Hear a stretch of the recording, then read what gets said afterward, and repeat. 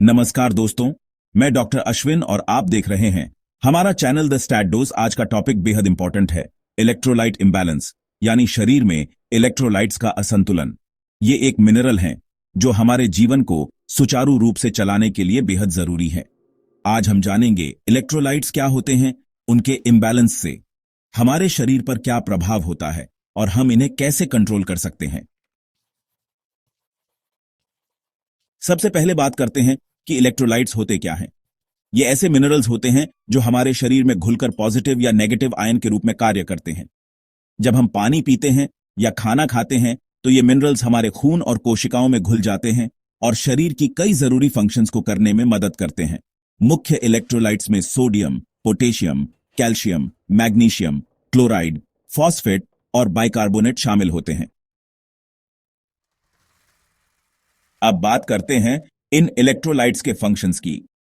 ये शरीर में लिक्विड बैलेंस बनाए रखते हैं, नसों में सिग्नल भेजने में मदद करते हैं, मांसपेशियों को सही तरीके से काम करने में सहयोग करते हैं और दिल की धड़कन को नियमित रखते हैं।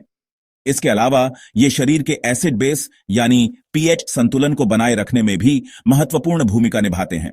बिना इलेक्ट्रोलाइट्स के कोशिकाओं के अंदर और बाहर न्यूट्रिशन का ट्रांसपोर्ट नहीं हो पाएगा। अब अगर शरीर में इलेक्ट्रोलाइट्स का संतुलन बिगड़ जाए तो इसके कई दुष्परिणाम हो सकते हैं। उदाहरण के तौर पर अगर शरीर में सोडियम की कमी हो जाती है तो सिर दर्द, उलझन, कमजोरी, दौरे और यहां तक कि कोमा जैसी स्थिति उत्पन्न हो सकती है। वहीं पोटेशियम की कमी मांसपेशियों की कमजोरी, दिल की धड़कन में गड़बड़ी और थकान पैदा कर सकती है। कैल्शियम की कमी से मांसपेशियों में ऐंठन, सुन्नपन और हाथ पैरों में झटके आ सकते हैं। अगर कैल्शियम बहुत ज्यादा हो जाए तो कब्ज, उलझन और किडनी स्टोन की आशंका बढ़ जाती है। इसी तरह मैग्नीशियम की कमी से चिड़चिड़ापन, थकान और घबराहट हो सकती है, जबकि अधिकता से लो ब्लड प्रेशर और मांसपेशियों की सुस्ती हो सकती है। अब सवाल यह उठता है कि शरीर में इलेक्ट्रोलाइट्स का असंतुलन आखिर होता क्यों है। इसके कई कारण हो सकते हैं, जैसे अत्यधिक पसीना आना, उल्टी या दस्त के दौरान, अत्यधिक तरल और नमक की हानि, डिहाइड्रेशन, किडनी की बीमारी, कुछ खास दवाइयां जैसे डायूरेटिक्स, हार्मोनल असंतुलन या लंबे समय तक उपवास करना। आईसीयू में भर्ती मरीजों में तो यह असंतुलन जानलेवा भी हो सकता है। अब बात करते हैं कि हमें ये इलेक्ट्रोलाइट्स मिलते कहां से हैं। हमारे रोजमर्रा के आहार में ये मिनरल्स मौजूद होते हैं। सोडियम हमें सामान्य नमक, अचार, सूप या प्रोसेस्ड फूड से मिलता है। पोटेशियम के अच्छे स्रोत हैं केले, आलू, पालक, टमाटर और दालें। कैल्शियम हमें दूध, दही, पनीर और हरी पत्तेदार सब्जियों से मिलता है। मैग्नीशियम के लिए नट्स, साबुत अनाज, बीज और डार्क चॉकलेट अच्छे स्रोत हैं। क्लोराइड नमक और खीरे जैसी सब्जियों से मिलता है। और फॉस्फेट हमें मांस, डेयरी उत्पादों और दालों से प्राप्त होता है।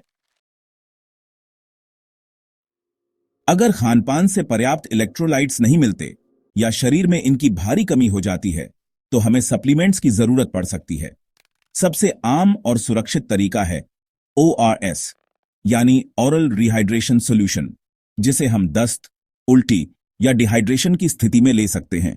इसके अलावा इलेक्ट्रोलाइट पाउडर जैसे इलेक्ट्रल ग्लूकोन डी में भी जरूरी मिनरल्स होते हैं। अगर स्थिति गंभीर हो तो IV फ्लूइड्स जैसे नॉर्मल सेलाइन, रिंगर लैक्टेट या DNS दिए जाते हैं।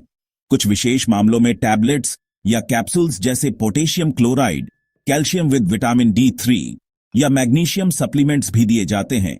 लेकिन याद रखें, कोई भी सप्लीमेंट बिना डॉक्टर की सलाह के न लें, क्योंकि इनकी अधिकता से हार्ट रिदम डिस्टर्ब हो सकता है या किडनी पर असर पड़ सकता है।